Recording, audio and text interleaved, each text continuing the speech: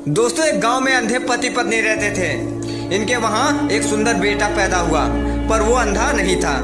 एक बार पत्नी रोटी बना रही थी। उस समय बिल्ली रसोई में घुसकर बनाई रोटियां सब खा गई। बिल्ली की रसोई में आने की रोज आदत बन गई। इस कारण दोनों को कई दिनों तक भूखा सोना पड़ा।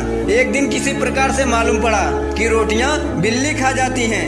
पत्नी जब रोटी बनाती, उस समय पति दरवाजे के पास बांस का फटका लेकर जमीन पर पटकता रहता था। इससे बिल्ली का आना बंद हो गया।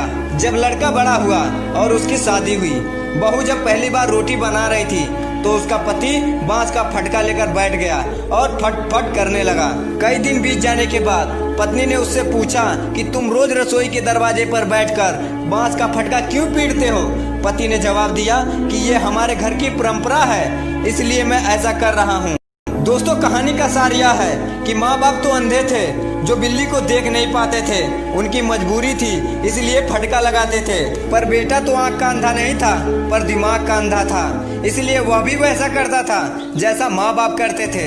ऐसे ही दशा आजकल हमारे समाज की है। पहले शिक्षा का अभाव था, इसीलिए पाखंडी लोग, जिनका स्वयं का भला हो रहा था, पाखंडवादी मूल्यों को अपनाया और फैलाया, जिनके पीछे किसी प्रकार का लॉजिक नहीं है। लेकिन आज पढ़ लिख कर शिक्षित होने के बाद भी अपने समाज के लोग उन्हीं पाखंडपूर्ण परंपराओं व रूढ़िवादिता के वंशीभूत होकर जीवन जी रहे हैं। ऐसे समाज व व्यक्तियों को आँख का अंधा कहा जाता है।